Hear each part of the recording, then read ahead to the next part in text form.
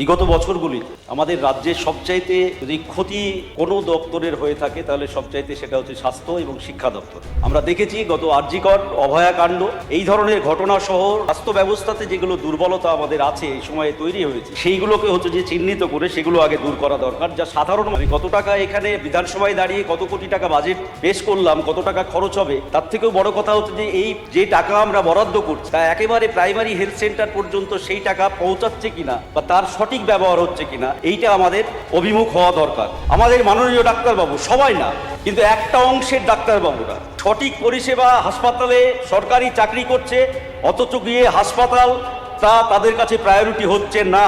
ধরনের আমি বলছি যে এগুলো একটা উদাহরণ। এইরকম আমার মনে হয় রাজ্যের প্রায় প্রাথমিক স্বাস্থ্য কেন্দ্রগুলোতে দেখা যাচ্ছে ডাক্তার খাতা কলমে আছে কিন্তু তারা শহরে বসে প্র্যাকটিস করছে অথবা দাঁড়িয়ে সেখানে ডিউটি করছে না। এই ধরনের হচ্ছে যে সমস্যা যা সাধারণ মানুষকে প্রভাবিত করে, সেগুলো গত 15 বছর ধরে বা একদম তিল তিল করে শেষ করা হয় গ্রামীণ স্বাস্থ্য ব্যবস্থা থেকে একবারে জেলা এবং রাজ্য স্বাস্থ্য ব্যবস্থা পর্যন্ত। ধন্যবাদ মাননীয় স্পিকার।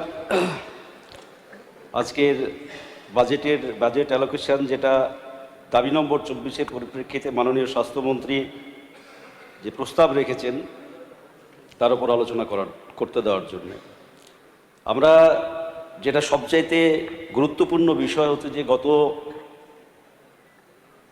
বিগত বছরগুলিতে আমাদের রাজ্যের সবচাইতে যদি ক্ষতি কোনো দপ্তরের হয়ে থাকে তাহলে সবচাইতে সেটা হচ্ছে স্বাস্থ্য এবং শিক্ষা দপ্তরের। এবং স্বাস্থ্য পরিকাঠামো সেগুলো গত 15 বছর ধরে বা একদম তিল তিল করে শেষ করা হয়েছে গ্রামীণ স্বাস্থ্য ব্যবস্থা থেকে একবারে জেলা এবং রাজ্য স্বাস্থ্য ব্যবস্থা পর্যন্ত।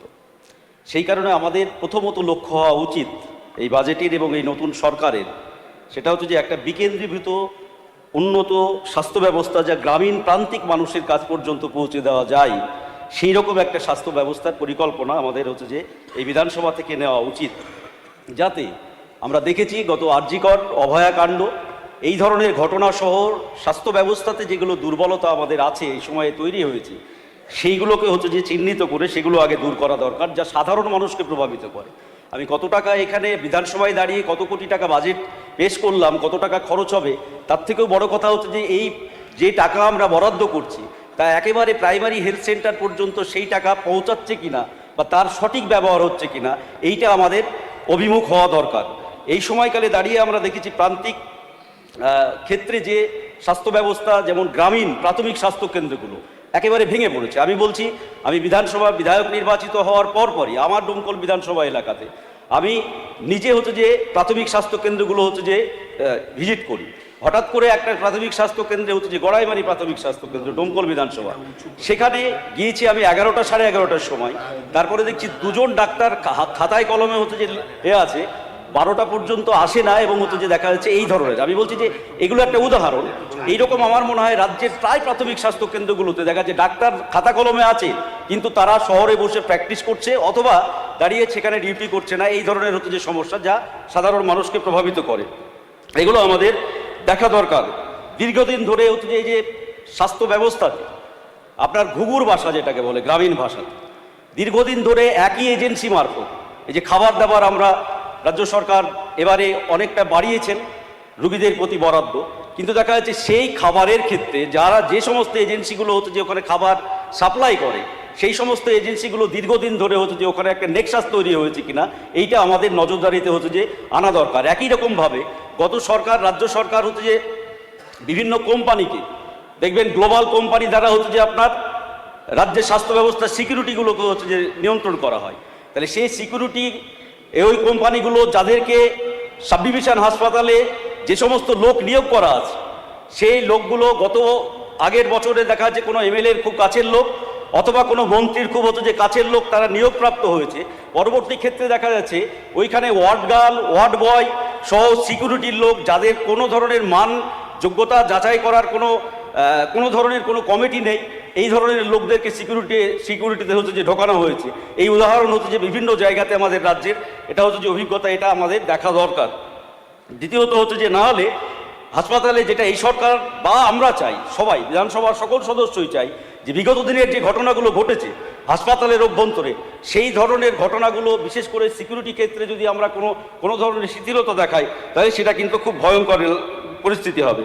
আমার বিধানসভা এলাকায় মাননীয় স্পিকার একটা সাব ডিভিশন হাসপাতাল আছে, কিন্তু সেই হাসপাতালে দেখা যাচ্ছে আরও একটা সমস্যা, যেটা সাধারণভাবে আমাদের মাননীয় স্বাস্থ্যমন্ত্রী এই বিষয়টাকে অ্যাড্রেস করেছেন, কিন্তু মিডিয়াতে আমি বলছি যে এটা শুধু মিডিয়াতে বা হচ্ছে যে বাইরে বক্তৃতাতে আমরা জনপ্রিয়তা অর্জন করার জন্য বললে হবে না।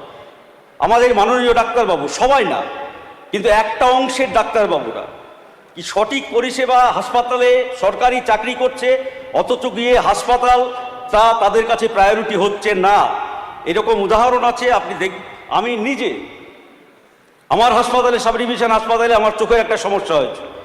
আমি সাব ডিভিশন হাসপাতালে গিয়ে সেই চোখের ডিপার্টমেন্টে গিয়ে দেখছি বেলা 12:30 পর্যন্ত সেই চোখের ডাক্তার যিনি প্রধান দায়িত্বে হেড, তিনি হতে যে বাইরে চেম্বারে প্র্যাকটিস করছেন। আমি ডাক্তারবাবুদের অসম্মান করতে চাই না, কারণ আমাদের এখানে অনেক রাজ্যে প্রতিযোগিতা ডাক্তারবাবুরা আছে যারা এখনও পরিষেবা দিচ্ছেন মানুষকে, কিন্তু এই ধরনের একটা চক্র যেটা প্রত্যেকটা হাসপাতালে সমস্যা তৈরি করে। সঠিক সময়ে যেখানে 11টা থেকে বা হতো যে 9টা থেকে, সকাল 9টা বা 10টা থেকে হচ্ছে যে আউটডোর করা দরকার, 12টা বেজে যাচ্ছে, 1টা বেজে যাচ্ছে, আউটডোরে না গিয়ে প্রাইভেট প্র্যাকটিস করছে। এই বিষয়গুলো হতো যে আমাদের গুরুত্ব দিয়ে হতো যে দেখা দরকার। একই রকমভাবে স্বাস্থ্য ব্যবস্থার মূল যে বিষয়টা হচ্ছে যে স্বাস্থ্য সচেতনতা, সেই ক্ষেত্রে আমাদের আশাকর্মীরা আছে। তাহলে আশাকর্মীদের যে কাজটা করা দরকার গ্রামে গ্রামে গিয়ে, পরিবারে গিয়ে, বা হতো যে আমার গর্ভবতী মায়েদেরকে যে ধরনের সচেতনতা দেওয়া দরকার, সেইগুলো সঠিকভাবে হচ্ছে কিনা, এইগুলো হতো যে আমাদের আগামী দিনে হচ্ছে যে লক্ষ্য রাখা ভীষণভাবে হচ্ছে যে দরকার। দ্বিতীয়, তারপরে হতো যে দেখবেন আমাদের বিশেষ করে আমি দাবি করছি যে বেড, এই যে মুর্শিদাবাদের মতো জেলা থেকে রেফার করে গ্রামান্তর থেকে রুগীরা নিয়ে আসা হয়, এইখানে দেখা যাচ্ছে মেডিকেল কলেজ থেকে, মুর্শিদাবাদ মেডিকেল কলেজ থেকে রেফার করলো হতো যে, আমি কথা বলছি, এনআরএস হাসপাতালে এসে সেই রুগীর সাথে সঠিকভাবে না দেখেই হতো যে আপনার তাকে ঘুরিয়ে দিল, এখানে হবে না, পিজিতে যাও, পিজি থেকে আবার হতো যে যাও অমুক জায়গায় যাও। এইরকমভাবে একটা হয়রানি রাজ্যের হাসপাতালগুলোতে হচ্ছে যে করা হয়। তার জন্য একটা সঠিক মনিটরিং কমিটি এবং রোগী কল্যাণ সহায়তা শিবিরগুলো যেগুলো আছে, গ্রাম থেকে আসা, এই যে প্রান্তিক গ্রাম থেকে আসা মানুষদের এই হয়রানি বন্ধ হওয়া দরকার। আর একটা মারাত্মক প্রবণতা যে হাসপাতালগুলোতে তৈরি হয়েছে, সেটা হতো যে সাব ডিভিশন হাসপাতাল বেড আছে, ফাঁকা বেড পড়ে আছে। আমি হচ্ছে যে ডোমকলেই আমরা সেদিন সিএমওএস সাহেবকে নিয়ে একটা 20 সদস্যের টিম সহ আমি থেকে ভিজিট করছি, সমস্ত ডিপার্টমেন্টকে হচ্ছে যে সিএমওএস সাহেব একের পর এক জিজ্ঞাসা করছে। দেখা যাচ্ছে এই প্রবণতা দেখা গেল সেখানে দাঁড়িয়ে এমার্জেন্সিতে রুগী আসার পর শুধুমাত্র 1 মিনিটের মধ্যেই আবার তাকে এমার্জেন্সি থেকেই রেফার, অথচ হাসপাতালের ভিতরে বেড আছে, তাকে ভর্তি করা, 1 ঘন্টা অবজারভেশনে রাখা বা 1-1.5 ঘন্টা দেখা, এসবের কোনো বালাই নেই। এই ধরনের হচ্ছে যে প্রবণতাগুলো যেগুলো আমাদের দেখা দরকার, তবেই আমরা সার্বিকভাবে যে কথা এই বইয়ে লেখা আছে সেই কথা আমরা বাস্তবায়িত করতে পারবো। আমাদের যে উদ্দেশ্য, তার সাথে সাথে আয়ুর্বেদিক, হোমিওপ্যাথি চিকিৎসা, এগুলোকেও হতো যে আমাদের ভীষণভাবে গুরুত্ব দেওয়া দরকার। আমাদের ভারতবর্ষের আয়ুর্বেদিক চিকিৎসা, সেগুলোও আয়ুর্বেদিক সেন্টার যেগুলো আছে সেগুলো ধুঁকছে বিভিন্নভাবে হতো যে পরিকাঠামোগতভাবে, এবং হতো যে সেই দিকে নজর না দেওয়ার কারণে। সেই রকমভাবে আমি বলবো যে ব্লাড ব্যাংকেরও বিষয়, মাননীয় স্পিকার একটু 1 মিনিট, সেটা হতো যে খুব কম আমাদের, সেটা হতো যে ব্লাড ব্যাংকের অপ্রতুলতা অনেক সময়ে আমাদের দেখা যাচ্ছে। এইটা হতো যে একটু নজর দেওয়া দরকার, যাতে আমরা ব্লাড ব্যাংকের সংখ্যা আরও বাড়াতে পারি। ধন্যবাদ মাননীয় স্পিকার, আপনাকে এই বাড়তি সময় দেওয়ার জন্য।